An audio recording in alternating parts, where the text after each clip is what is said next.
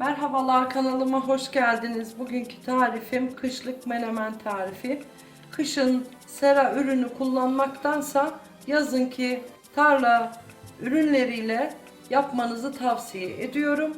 Bunun için gereken malzemelerim 5 kilo domates, 1 kilo sivri biber. Ben karışık domates kullandım. Bursa domatesi ya da armut domatesi olarak bilinen ve tarla domatesi, ikisini karıştırıp yapıyorum. Siz istediğiniz domatesle yapabilirsiniz. Ben bunları iyice yıkadım. Şimdi domateslerin kabuklarını soyacağım ve küp küp doğrayacağım. Biberlerimizi de ufak ufak doğrayacağım.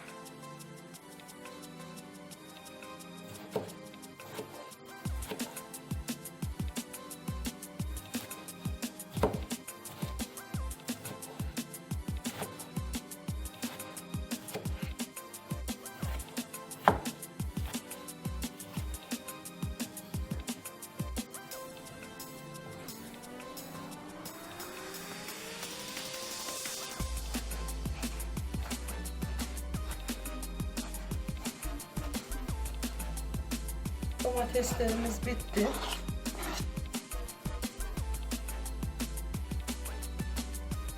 Şimdi de biberlerimizin baş kısımlarını alıyoruz ve bunları da ince ince doğruyoruz.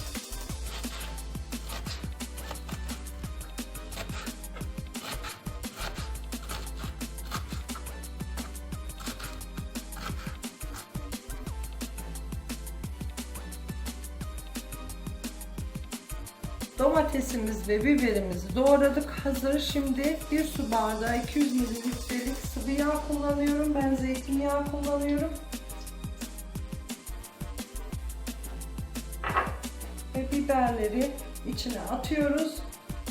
Biraz soteliyoruz. Çok değil ama rengi dönene kadar şöyle daha güzel bir lezzet veriyor.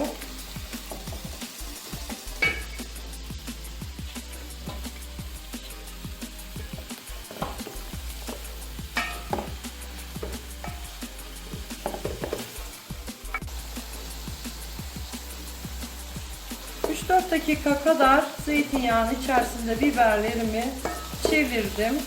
Biraz kavrulma derecesine geldi. Çok da kavurmadım. Şimdi domatesleri ekliyorum içine.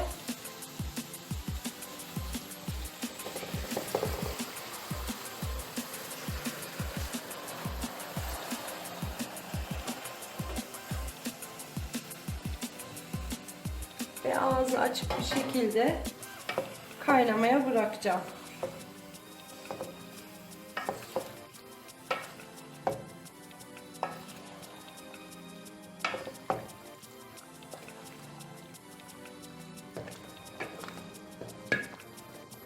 Menemenimiz kaynamaya başladı.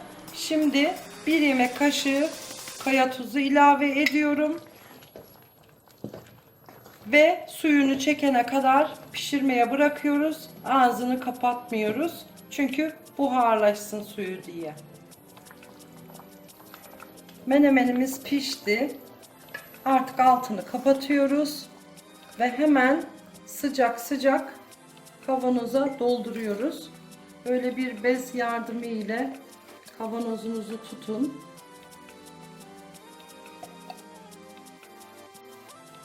Ben 600 mililitrelik kavanozlara koyuyorum. Siz isterseniz 1 kiloluklara da koyabilirsiniz.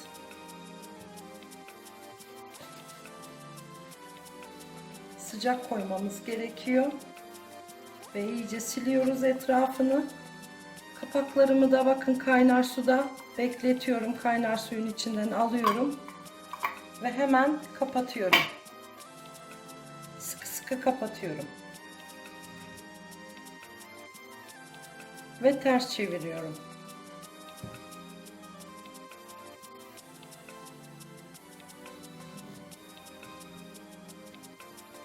Son kavanozumu da kapattım.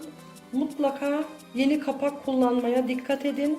600 cc'lik benim kavanozlarım 6 tane çıktı. Ters çevirdikten sonra akma varsa onu tencerenize geri alıp ısıtın. Yeni bir kapakla tekrar kapatın. Kullanacağınız zaman da eğer şişme ya da küflenme varsa o kavanozu mutlaka çöpe atın ve serin ve kapalı bir yerde muhafaza edin. Sağlıkla yiyin. Kanalıma abone olmayı unutmayın. Hoşça kalın.